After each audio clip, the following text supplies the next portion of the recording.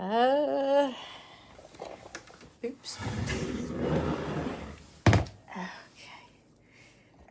Okay, I think we got this here.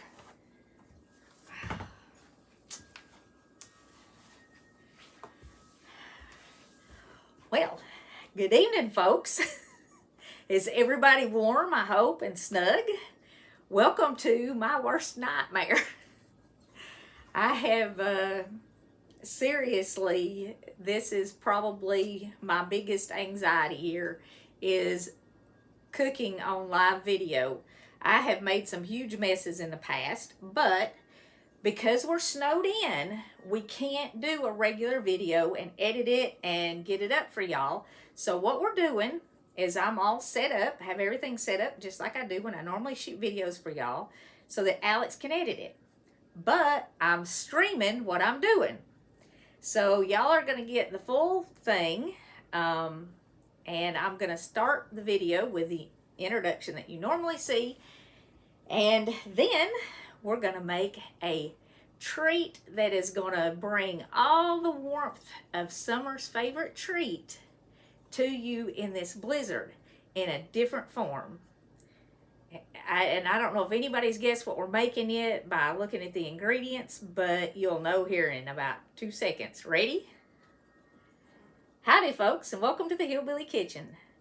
Today, we're making a banana split cobbler.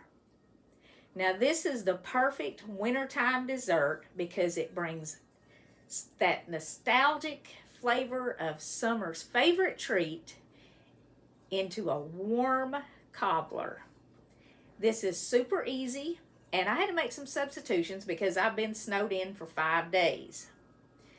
The ingredients are basically the same as in banana cobbler. The ingredients are basically the same as in a banana split. This is why I have an editor. Anyway, the ingredients are basically the same as in a banana split. You need pineapples, strawberry, chocolate, some walnuts, bananas, and we're using vanilla cake instead of vanilla ice cream. And, you know, you can top it with some whipped cream or some chocolate syrup or whatever. The only other thing you need is a cup and a half of butter. The only other thing you need is a stick and a half of butter, which is about 3/4 of a cup, and I'm going to melt mine in the microwave. Now, you can cut it in little pieces to go on top, but I'm sticking mine in the microwave.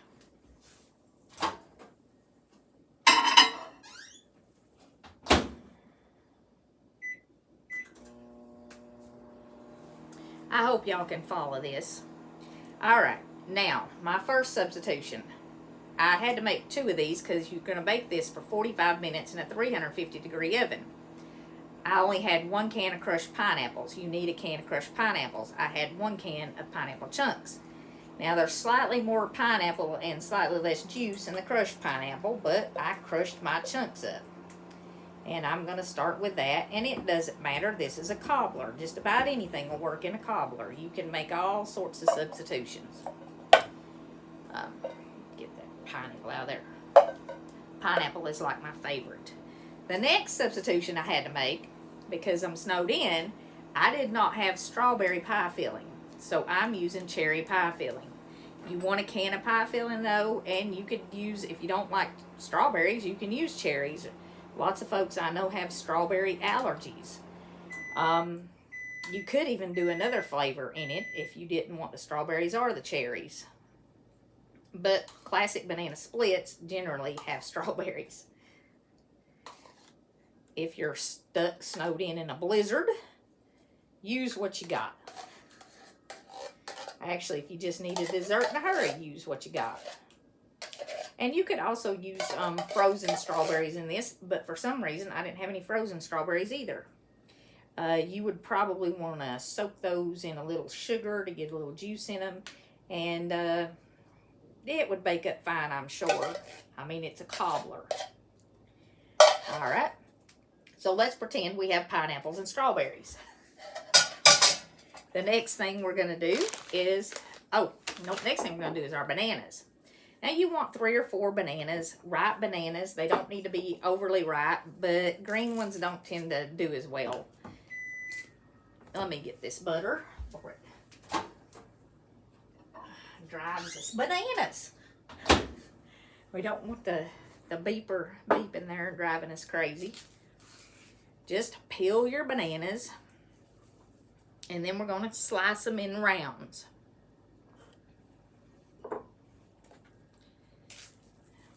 I tell y'all what, one of the biggest problems with being snowed in for a week is my dad blame trash can is overflowed.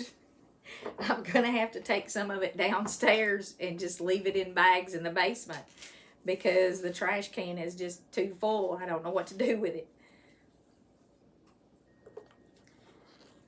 And I think pretty much the whole country is kind of experiencing some extreme weather right now, not just us. This is like way more than what we're used to. We got a foot of snow on Monday. And then last night, we got ice all night long and drizzling rain, and then it turned into snow again. I mean, we just have a crazy amount. Okay, just peel your bananas and slice them up in rounds. And like I said, 3 or 4 bananas. I kind of tend to go with more fruit anytime I'm making any kind of a cobbler. So 3 would probably do it.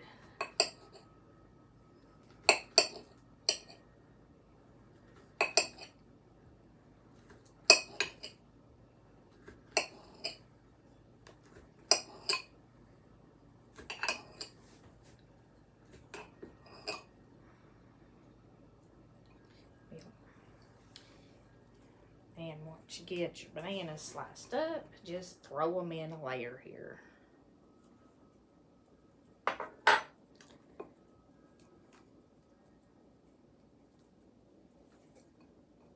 And I will have the ingredients for this. I'll list the ingredients that it's supposed to have instead of my substitutions, but you can see the substitutions. And everybody who is watching this before we get together and Alex can edit it will see all of the mistakes I normally make that she makes me look good when she edits. Takes them all out.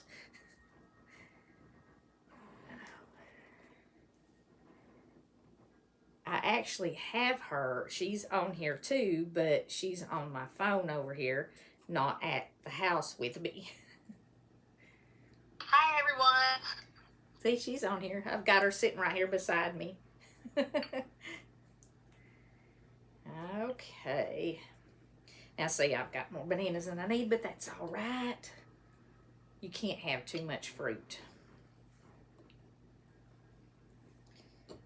Okay. And another one of the things Alex said, it's out, so I'm going to wash my hands off.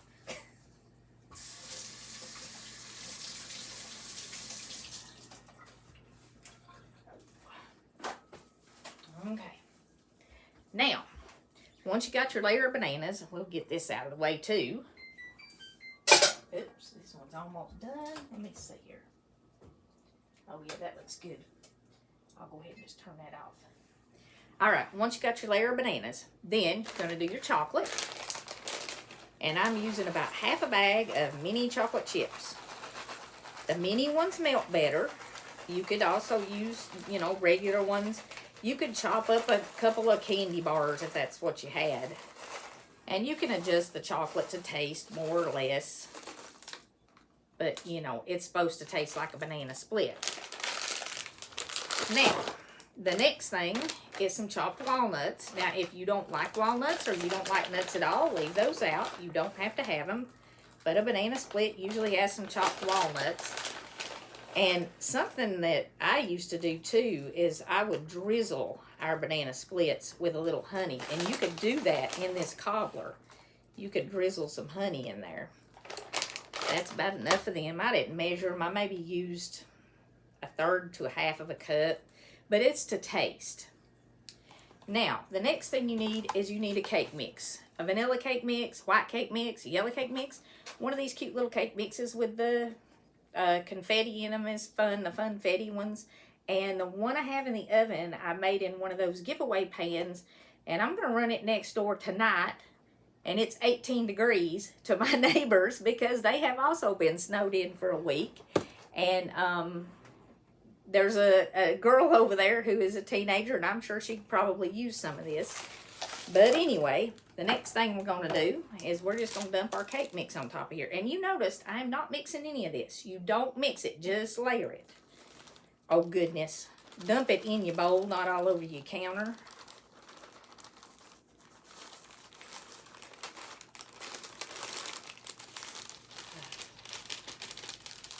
It looks like we are stuck until early next week here.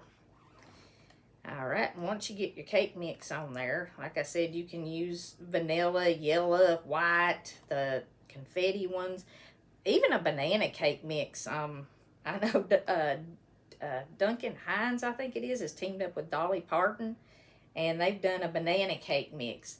So you could use a banana cake mix in this if you wanted.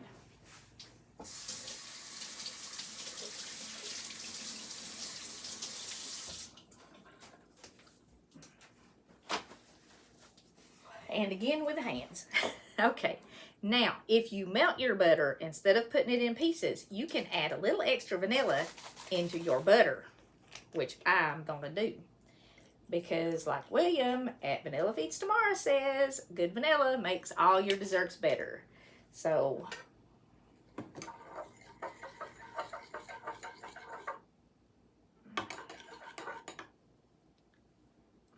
all right, now, this dish is just about too small for this, but this one's going to be in my refrigerator probably until folks get over here early next week and I can warm it back up and share it with somebody. Just drizzle that butter all over the top. Uh-oh, uh-oh, uh-oh. Okay, there we go. And see, Alex will edit that out. The folks that aren't watching this live won't get to see this.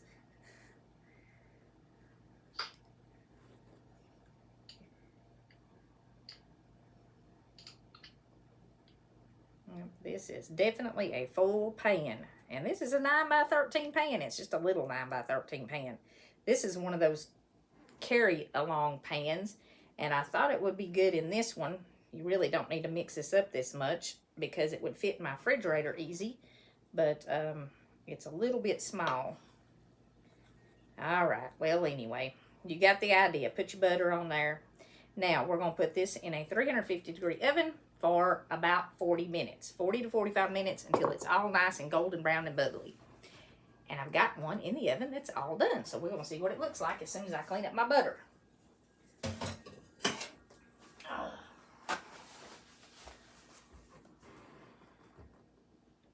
Heaven's sakes, Becky.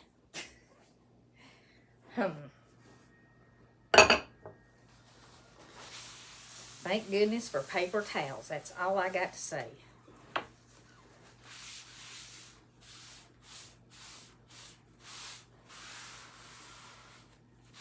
Sometimes when I'm making a video, I use a whole roll of paper towels. I make so many messes.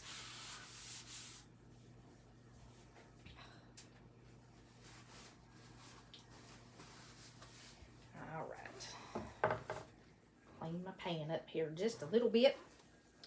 And see, Alex will take all this out. So folks that aren't watching this live, they won't get to see any of this mess. Won't you, Alex? Oh yeah, I'm going to get it all nice and pretty. She makes me look really professional. Y'all see what a mess I am now, so you can, you know. This is the best job in the world, though, so I don't mind. So I do want to let everyone know, if they can hear me, that I'm trying to answer as many comments as I can, because, of course, Mom's unable to do it right now. She's making a mess. Next time you make a mess in the kitchen, you can say, well, at least it don't look like that mess Becky made. Okay. Everyone knows, though, that the messiest things are the best things. Oh, yeah, that's true. All right, Alex, I wish you were here because I need something to... Well, I don't need anything to set this other one on. It won't hurt nothing. All right, let's see what this... Okay, now back to the part that's... Okay, now we're going to put our cobbler in the oven, in our preheated 350-degree oven, for about 40-45 minutes until it's nice and golden brown and bubbly. Now, let's see what it looks like when it's done. Y'all see how that works? Ain't that cool?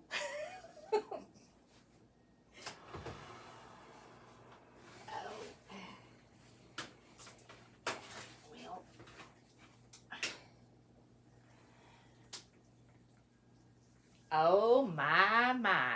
And through the magic of TV, there is a finished banana split cobbler.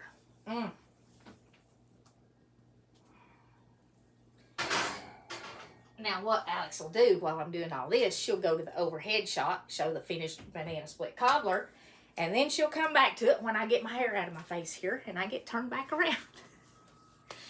I've got it all over me. I've got butter all over me. Oh, my security light outside just came on because the wind's blowing so hard it scared me to death. There's a light shining through the window. It's already dark here. Okay, and this is what it looks like when it comes out of the oven. It is nice and golden brown and bubbly, and you can see the strawberry cherries coming up through it. The bananas will be nice and soft, and that flavor will be in there. And of course, we added a little extra vanilla in our butter, so that flavor's in there. And I do want to give this just a minute, and I'm going to show y'all what it looks like before we end this, so you can see. And I'm sure the neighbors won't mind if there's just a little piece gone out of it. I'll run the rest of it over there. I got this bowl in Gatlinburg, and I'll have to look up the name of the place where I got it, but it was made by local artists. If you go outside of Gatlinburg, you can find the stuff that's actually made by local artists, not the stuff that's shipped here from all over the world. And this is a handmade piece, and they have whole sets of this, but it was very expensive because it's a one-of-a-kind thing. So I got a piece. But I'll see if I can find the name of the place where I got it and share that in the description. It's really pretty. I like it. Let me see here. You probably want to let this set for 10-15 minutes anyway, to kind of let it stiffen up a little bit. But I'm not going to keep y'all on here 10 or 15 minutes. And now I have faced my worst fear. I have actually cooked live on video. I do want to thank all y'all for joining me. I hope everybody stays warm and safe during this, because like I said, I know it's all across the country. Oh goodness. Oh my word. Look at that. All the goodness of a banana split. Only it's warm. And you can squirt a little whipped cream on top of that. Make you some fresh whipped cream or some Ready Whip. Let me see here, I think.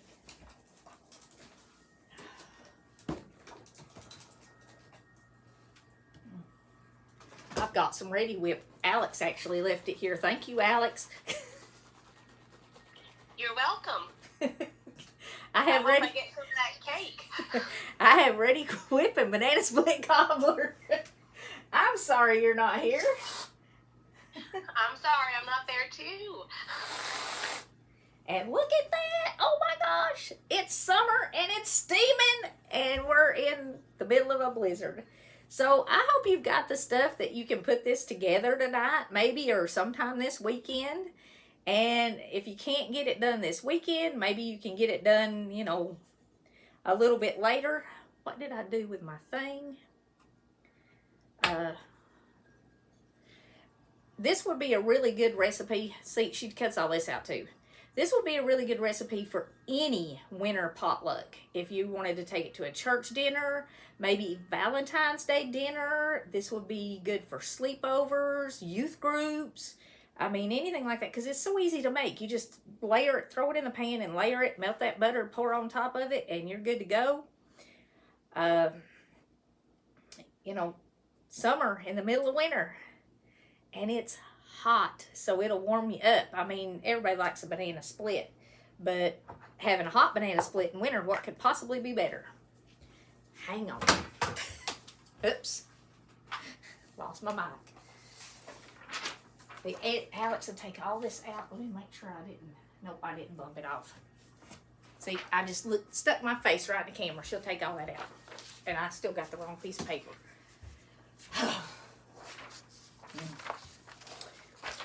So anyway, we're all snowed in here.